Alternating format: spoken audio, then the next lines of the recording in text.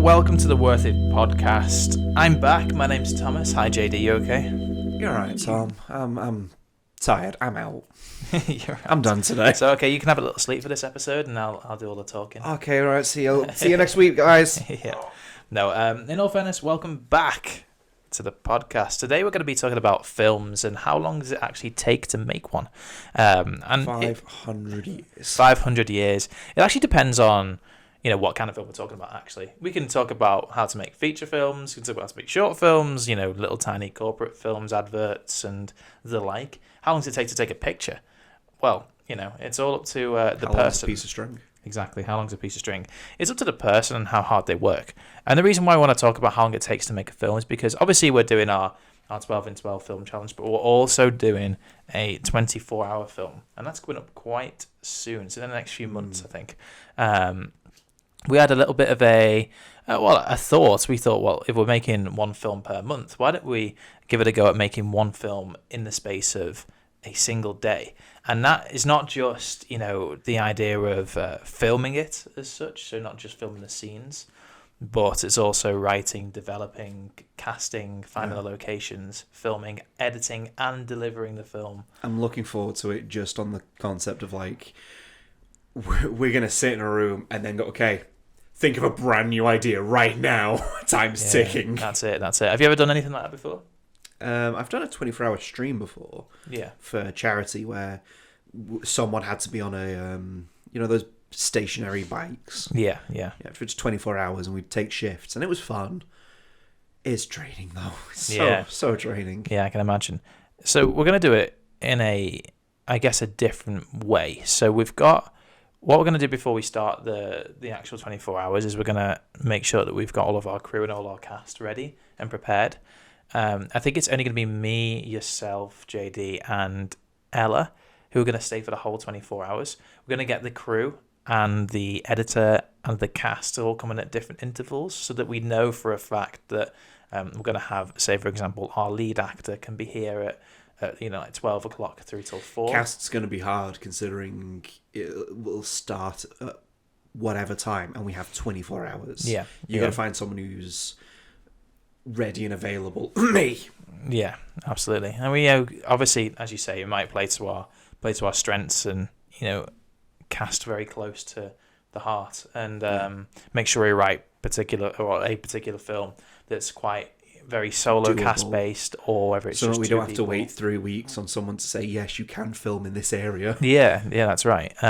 So we need to make sure that we firstly have all of our eggs in the right baskets before we start to film, but also, of course, to not break the rules, we need to make sure that we don't do too much, because otherwise we'll have done all the pre-production before doing the pre-production, which is kind of defeating the object of the 24 hours.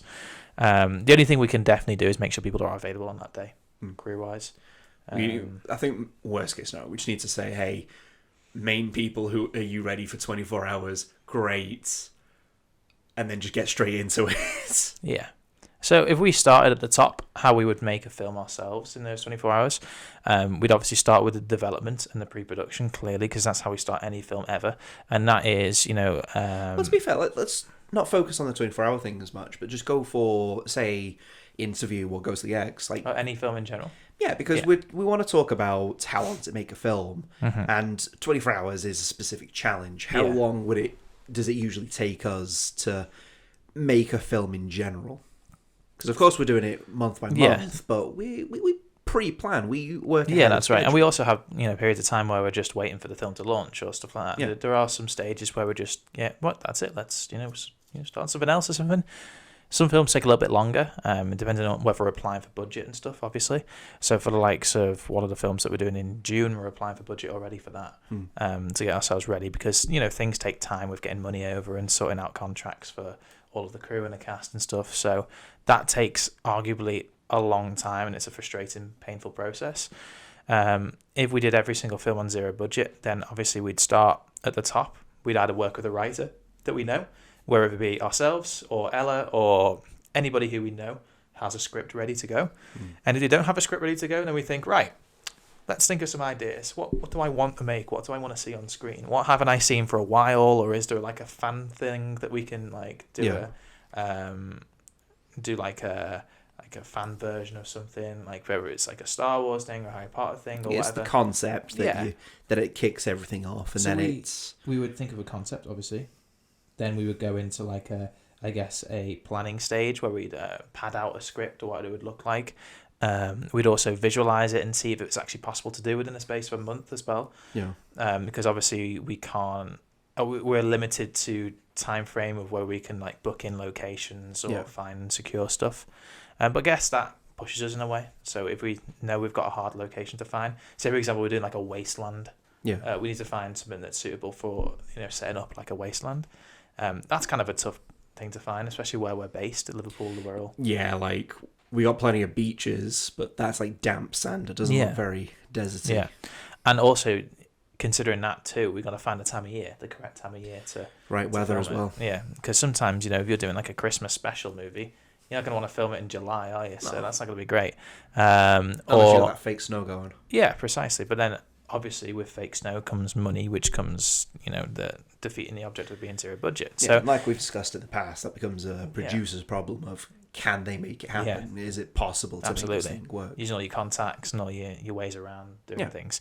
And that is kind of a real easy trap to fall into that we can potentially fall into if we're not careful, is going around in a big circle saying we have an idea, we can't do it, we have an idea, we can't do it, so on and so forth all the way through, and then all of a sudden it's 2 weeks until the film's due. Yeah. So what you need to, or the biggest bit of advice I reckon would be to just lock down an idea, lock down a story as quick as you can, and if something's difficult or it seems a little bit difficult, just try your hardest to work yourself around it. What are your alternative options that can still stay to the story and carry on? But we talked about this before. So your script is secure. Before we go on ahead, I think it's worth mentioning that we've had ideas, we've had scripts even that, like I the amount of scripts that I've written personally, and then I've looked at and went, we are not going to get any form of budget to do these kind of things. We cannot get this location. We're not going to be able to get these kind of outfits. And then you just throw it away. Just throw that script away. It's not happening. Save it for a rainy day. Yeah. The process takes time. There's a lot of trial and error for dozens of scripts. That's right. So, yeah, say, for example, okay, you've got your script, you've got your idea, you know what you're going to do now to progress and move ahead. The script gets secured, it gets locked in. You then go towards your casting, your character profiles, all that jazz. Mm-hmm. That takes probably about a week, maybe, to get everything right and perfect, because you want to cast the right people, because that's important to your story. So once you've casted, you then obviously move into your final bits of checks and plans.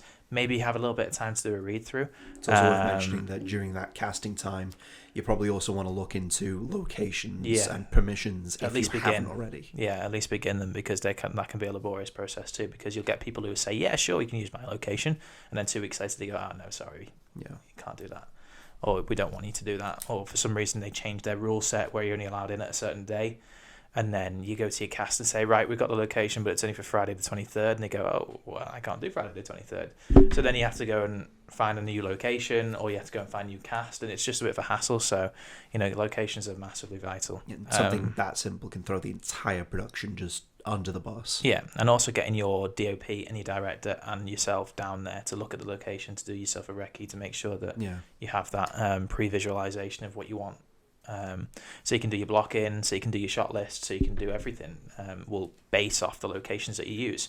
Take pictures, take reference imagery. If it's like an item that you reckon there's like a significant factor in the film, whether it's like, oh, there's a massive archway that blocks off like half of the room. That's going to be really important for people to know, whether it be cast, whether it be the director of photography. Somebody needs to know that so they can sort it out in filming. Because you don't want to turn up on a day and think, well, I didn't know there was a overhanging drain here that causes loads of noise every 10 minutes. Yeah. Or you could stand in your location and outside there'll be honking horns, there'll be buses flying past and police sirens. You'll think this is so loud. Yeah, you'll see in our bloopers for Ghostly X, we had police sirens, noisy buses that just parked outside, and it's a fresh hell. Yeah, we had to fight around a lot with the traffic and stuff. It's something you can't help in the middle of Liverpool. No. But what was quite nice is most of the time the windows were secured and shut, and it was quite a quiet environment to work with. Yeah. One of the big things that we did end up turning into a bit of a nightmare on the day was remember when we had that wonderful event where the guys turned up in the morning, the investors for the company turned up. So the investors for the company who owned the location turned up, and they wanted to do like a walk around and see the whole place. Yeah, the it's guys, like, that's fair. You guys own the building essentially. Yeah. And this is your job, and it's like we could have planned this better. Yeah, because we weren't even told by anyone that they were coming in. It would have been nice for them to say, "Oh, by the way, we've got an inspection on the middle day of your shoot, and it's going to be from the point at which you start your shoot until the point at which you end your shoot as well, and they're going to be quite loud." That would have been quite nice for them to tell us, because obviously we have sensitive microphones. The microphones are expensive and sensitive for a reason, so they can pick up the best quality audio for the set. And if we can hear in the background someone thundering around and shouting and laughing and screaming at the top of their voice, then it would have been nice to have known. And you can't just go up to them and say, "Hey guys, can you just keep it down a little bit," because that's rude, right? And at the same time, we're coming into their building. Exactly. I'm not going to come to your house and tell you to shut up. Yeah, it's just, that's not on. So you can't do that. You can't just tell them to shut up. But you can work around it. There's always workarounds for that. So your locations are secured now. We've got locations, we're sorted, we're ready to go. I reckon we've taken... 2 weeks in? 2 weeks in, I reckon. Of a month, 2 weeks in. Then you got your filming week. So I always, when I ever come to film, and I always say, right, we're filming on week commencing this week. It gives us a big open bracket to work with. So say, for example, somebody works on a Tuesday and a Wednesday. Well, that's great, because they're available Monday, Thursday, Friday. Perfect. We can sort that out. We can work around it. But if you say to them, right, we're only filming on Wednesday, that doesn't give very much scope for anyone to work with at all. That's not great. And it also doesn't give very much scope for the locations and stuff. Say, for example, if you're using a bar like we used for the Ghostly X, and they turned around to us and said, well, we've got a big event plan. There's like a big hen do coming in on Thursday night. So we need to like set the place up. We need to, make sure all the tables are tidy and all that jazz. And we can't really film that day. Then already you've locked your entire week off, because you've just said, I want to film on this Thursday, and I don't want to film any other day of the week. Your cast are all ready to go on that Thursday. Your crew are all ready to go on that Thursday, but the location isn't. There'll always be somebody who can't do a certain day. And that's one of the biggest roles of the producer, to juggle that round and make sure that everyone's available on every day. And you always have to be very flexible and very bendy with your time and stuff. Be willing to work in silly hours just in case somebody doesn't want to do something. Like, for example, the lovely James said to us, oh, by the way, guys, I know we're filming from 10 o'clock, but I need to go at 11:30. And that gives us an hour and a half to shoot all of his scenes on that one day that is available in the week. But you have to bend, and you have to do that. And just as like a flexible organisation, as a flexible group. That's our job as producers, is to manage that time for everybody. Yeah. And the most important thing is not to make people panic. So if you have that lack of time, or you have that lack of, or a big situation that pops up, it's just to never panic in a situation. Just know that it will all work out in the end. You can go back home, you can sit down and think, right, let's think of a game plan, let's think of a plan B of what we can do next. Yeah, because if you're there, Lord knows the amount of times in interview something went wrong and we had to change something. There were times you found me in just a spare room just going, oh. Yeah, and if you end up panicking and breaking down on set, everyone else is going to be affected all the way through to the end of the day, and it's going to make the shoot horrible and a drag. We want to make sure we have the reason why we have so much fun on set, and there's loads of bloopers and there's loads of laughing and joking. You see, what the hell do they do? Is that their job? They just laugh and joke around? Yeah, we have to. If we don't laugh and joke around, we don't get a good film, because the cast are panicking, the cast are stressed, and they're not enjoying it. You want a happy environment for the workplace in general. I think that applies to anywhere, really, not just filming. It's really important with filming as well, because obviously if you enjoy your job, you can tell you enjoy your job on screen, because everybody's happy. Everybody's really enthused. Everyone's encouraged. They feel more comfortable in their setting. Everybody feels more comfortable in their setting. You're more likely to get a better pull focus if someone's not nervous on the camera. Stuff like that. It's these daft little things that all build up to make it like a bigger and better project, I guess. So it's really important to make sure you just don't panic on set when you're filming, and make sure you get all of your projects shot in that period of time. And so I guess after that, obviously we go into post-production. Something that you can do to make it a little bit easier or speed up the process is, say for example you film day 1 on a Monday and you film day 2 and 3 on Thursday, Friday. Day 1 footage, get that straight to the editor, get him to start editing in that week, because as soon as your editor gets onto the project, when you come into the final week of the month, you've then got the project has already been started. You've already assembled scenes 3 and 7, and you don't even need to worry about that being done because it's already done. So the editor doesn't have like a boatload of footage to work with right at the start. Every single day you send them the clips, and then they can start on that clip in particular. Yeah. Because otherwise, if you flood your editor, they're going to go, oh my God, this is going to take forever. And they take a whole week just to do an assembly edit, and it's not great. You want to be as nice to your editor as you are to your cast, because they are just as important. Everyone is important, even the runners. Everyone is important. It angers me to no end when you see people who, yes, you have an important job, maybe you're a lead actor or the director, and they treat people who in a position, say, as a runner or an extra, as lesser. They're not. They're making the scene just as much as you are. Because, without them running a microphone to thing, who else is going to do it? You're going to do it? No, you're not going to do it because you're a diva. You know what I mean? So because you might just be busy with whatever your job is. Exactly. Everyone has a role, and it all plays an important jigsaw piece in the entire puzzle. So obviously, your footage has now gotten to the editor. He started editing it. You have like a certain process in which you go through in order to, release the film. What we do, by the way, as well, is we know that it takes 4 weeks to make a film. So therefore, we make sure that we do it a month before the film's released. So that once the film is cut and edited, then we have 3 weeks until it releases, or 2 weeks until it releases. Yeah, and we have time to get started on the next one. Yeah, so obviously we've started recording our March's film, or we're almost there, ready to film on March's film. We've started the production. Yeah, so we know for a fact that we'll have that ready to go. So obviously we have a staged process, and it works with any kind of media and any kind of industry. We have that like two review process. So it first goes to the director, where the director looks at the cut and goes, right, I kind of like to touch this bit up, or I want to see this bit or this bit and that bit. They model the edit. The editor basically first assemblies the footage and makes sure it's all on the timeline, start to finish. Director comes in, says, oh, could you just finesse that a little bit more or tighten the cut up? They basically like sort the fine cut out, and then it gets re-exported again. The final piece, the final review process, it goes to the producers, and they rip it to shreds and go, right, I want this done and this done and this done and this done. These titles need to go on, all that jazz. Yeah. Then you go to grading, picture lock, audio, touch score. it up. The final credits get put on the end. It gets packaged up nicely, and it goes out and gets scheduled.